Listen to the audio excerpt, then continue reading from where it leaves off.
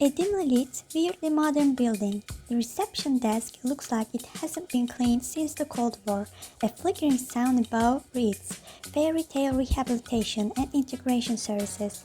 We make happy endings, pay taxes." Cinderella slimes down onto the cold lobby floor in a puff of glitter and confusion. One of her glass slippers rolls across the floor and hits the desk with a ding. Cinderella looks around, feeling dazed. What in the royal pumpkin? She picks herself up, brushing off sparkly dust.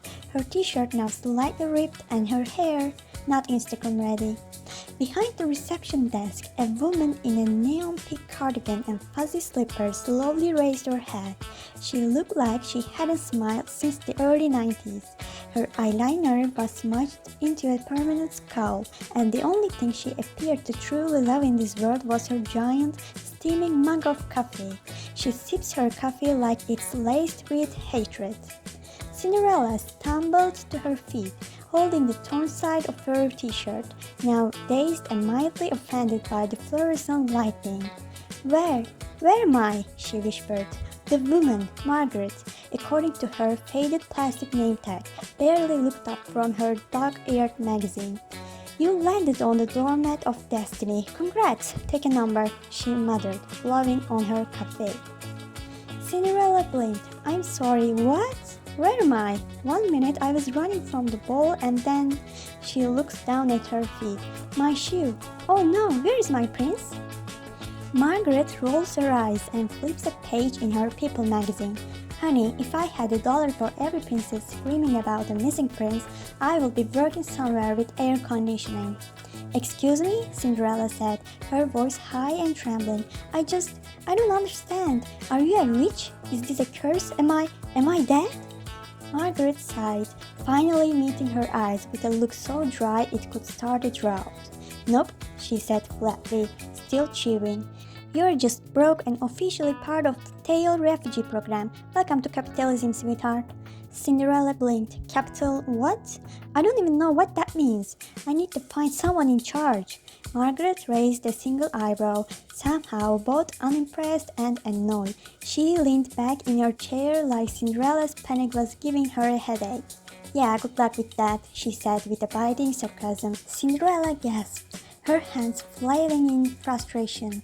"Okay, well, surely someone can help me get back to my story. I have a mice to command, a fairy godmother, an evil stepmother to sue." Margaret let out a long, exaggerated sigh as she dramatically swiveled in her chair to grab a small ID card from a cluttered drawer. She tossed it on the counter with a thud. "Alright, here's how it works. You fell through a plot hole. Happens all the time. You're now officially in the real world." Cinderella stared at the card. Cindy Ash, temporary identity clearance, occupation TBD. Her face paled. "This building? It's where fairy tale characters like you get processed, rebranded, and monetized," Margaret continued with a hint of glee.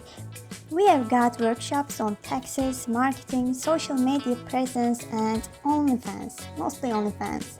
Cinderella recoiled as if Margaret had slapped her with a pumpkin. "Excuse me? I'm a princess."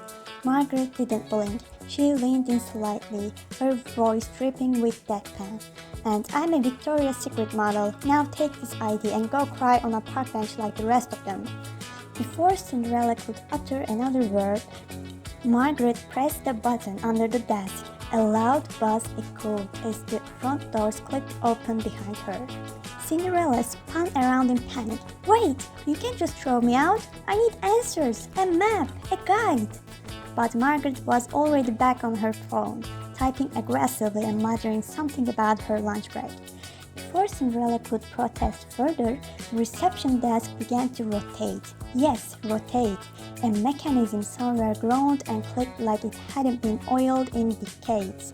The floor beneath Cinderella shifted slightly, and before she could scream again, a trapdoor hissed open beneath her feet. And just like that, she was launched into the real world.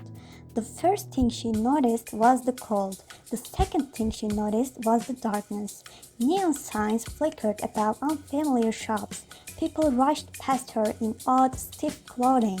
Their faces were glowing. No, wait, They were staring at flat boxes that lit up. Some were talking to themselves, others had wires in their ears. Cinderella took a step forward. Her heels clicked on the concrete, sounding absurdly out of place. She tried to speak, to ask someone where she was, how to get back, what TBD meant, but no one even looked her way. One man in a gray suit brushed past her so hard she spun slightly. "Watch it!" he barked. Cinderella shrank back. Her eyes scanned the crowd desperately, but all she saw were blank faces, fast feet, and a million lives rushing past her without a second glance. Eventually, she stumbled to a rusted bench under a flickering streetlight. She clutched the laminated ID card to her chest and finally broke down. Tears streamed down her cheeks as the noise of the city seemed to get louder, harsher, and meaner. Then a voice, warm, slightly raspy but kind, cut through the chaos. "Oh dear, why on earth are you crying?" Cinderella looked up.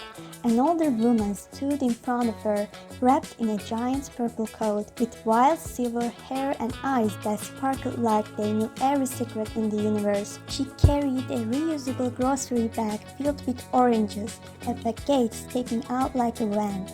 She wasn't glowing, she didn't have wings, and yet something about her felt strangely familiar. As Cinderella sat curled up on the bench, sobbing into the torn remains of her royal sleeves, the elderly woman placed a gentle hand on her shoulder. Her rings clinked against each other, and her perfume smelled like lavender, cinnamon, and a hint of mysterious chaos. Cinderella looked up, and for a split second, something flickered in her eyes. That woman, something about her smile, the sparkle in her eyes, it tugged a memory she couldn't place. I know you," Cinderella whispered between sobs. The woman blinked. "Well, I certainly have one of those faces," she chuckled, then reached into her tote bag to pull out a floral handkerchief and offered it. "Here, sweetie, blow your nose." That small gesture shattered the last bit of control Cinderella had. She clutched the handkerchief like it was made of gold and began sobbing even louder, loud enough to make a passing jogger almost trip over his own feet. People on the sidewalk slowed down to stare. A teenage boy paused his TikTok live stream just to zoom in on her dramatic breakdown. Someone muttered and kept walking. Cinderella tried to explain, but her words came out in fragments and hiccups. I don't know what's happening. And now I'm here." The woman nodded with deep understanding.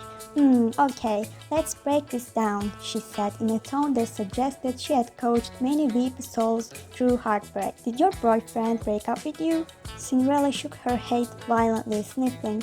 "Lose your job?" I never had one." "Fight with your best friend?" "I don't have friends." "Flunked a big exam?" "What's an exam?" The woman's brows knitted with concern. "Sweetheart," she said gently, placing her hands over Cinderella's, "do you know where you are?" Cinderella looked around the street again, as if the gray concrete and glowing signs would finally make sense. Her lip trembled. "I don't know why I am in this world," she wailed. "I didn't ask to come here.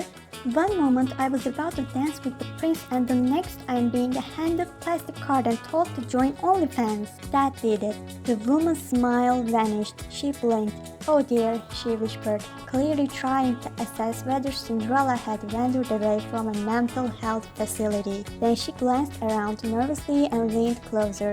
"You're not gonna, throw yourself in front of a bus or something, are you?" Cinderella gasped. "What? No!" "Well, thank God," she muttered. "You do look like the dramatic type." Then more softly she asked, "Do you have anywhere to stay tonight?" Cinderella paused, completely thrown by the question.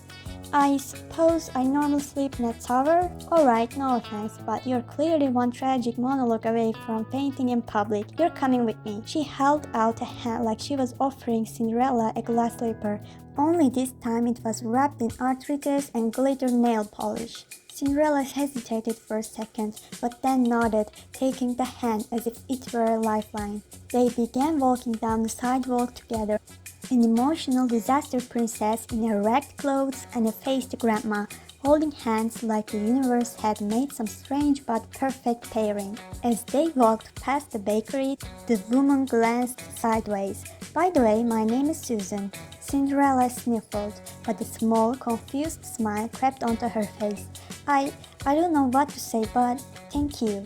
"Don't mention it, sweetheart. I rescue stray cats and sad women. It's kind of my thing."